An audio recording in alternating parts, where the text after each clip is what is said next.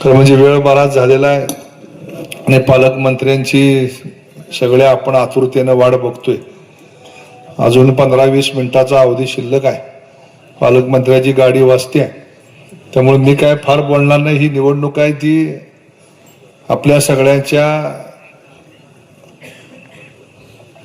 अस्तित्वाची म्हणणार नाही मी, परंतु तुमच्या काशेगाव गटातल्या जे काही तुमच्या गावातले प्रश्न असतील त्या गावाच्या प्रश्नाशी निगडीत असणारी ही निवडणूक आहे।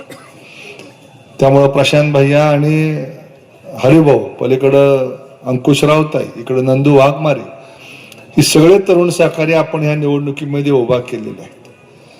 मित्रांनो, प्रश्न आहेत गावातले पिण्याच्या पाण्याचे, रस्त्याचे, अंगणवाडीचे, पशुसंवर्धनाचे, आरोग्य दवाखान्याचे, स्मशानभूमीचे, पाणंद रस्त्याचे, विजेचे, हे सगळे प्रश्न आपण या निमित्तानं या ठिकाणी आपल्याला सोडवायचे। पण ते सोडवत असताना तर शासन आपल्या पाठीमागं नसेल तर कुणीच जिल्हा परिषद आणि सदस्य असेल, पंचायत समिती सदस्य असेल, ह्या ठिकाणी काम करू शकत नाही किंवा निधी देऊ शकत नाही। आणि त्यामुळं उद्याच्या निवडणुकीमध्ये आपल्याला कमळ या चिन्हासमोरचं बटन दाबायचं, एक कब्बशी या चिन्हासमोरचं बटन दाबायचं। ह्याचं कारण आहे की राज्यामध्ये आणि देशामध्ये दोन्ही ठिकाणी मोदीजींच्या नेतृत्वाखाली भारतीय जनता पक्ष आणि मित्र पक्षाचं सरकार आहे। त्या सरकारच्या माध्यमातून मोठ्या प्रमाणात कामं चालू आहे। समाधान दादाने आता सगळी कामं सांगितली, पण पाऊस पडलाय पुळजाला आणि पैसे मिळालेत काशेगावला, मिळाले का नाही मिळाले? आणि मग मगाशी भैयाने सांगितलं तसं की सातत्यानं आम्ही त्याचा पाठपुरावा केला, समाधान दादा आम्ही सगळ्यांनी। शेवटी लोक कल्याणकारी राज्याची संकल्पना आपण संविधानामध्ये स्वीकारलेली आहे।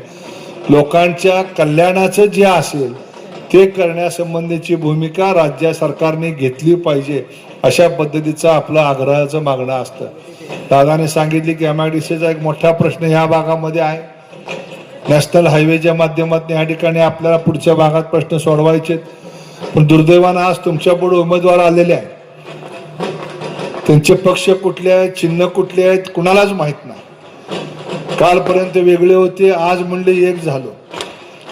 आता एक झालो म्हणणाऱ्याची जी उभा केलेली माणसं आहेत ती म्हणतात की आम्ही कुठं अर्ज काढला, म्हणजे नेते म्हणतात आम्ही एक झालो, खालचे उमेदवार म्हणतात की आमचं लढाई चालू आहे। काय सरकोली गणामध्ये परिस्थिती आहे? सरकोली गणामध्ये ज्याचा अर्ज ह्यांनी भरलाय तेच म्हणते की मी नेत्यानं काय विषयामध्ये मी अर्ज काढणार नाही।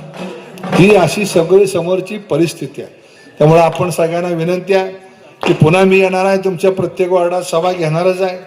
ज्या ज्या गावच्या बोरी आहेत त्या गावच्या बावळे आहेत ही तुम्हाला सगळ्याला माहीत आहे। त्यामुळं या ठिकाणी आता पालकमंत्री महोदय या ठिकाणी आलेले आहेत, त्यामुळं जास्त काही मी बोलणार नाही, पुन्हा मी बोलतो, परंतु पालकमंत्री महोदयांच्या ठिकाणी स्वागत करतो आणि यानंतर आपल्याला पालकमंत्री महोदयांनी संबोधित करावं अशा पद्धतीची आपल्या सगळ्याच्या वतीने विनंती करतो आणि मी थांबतो। धन्यवाद।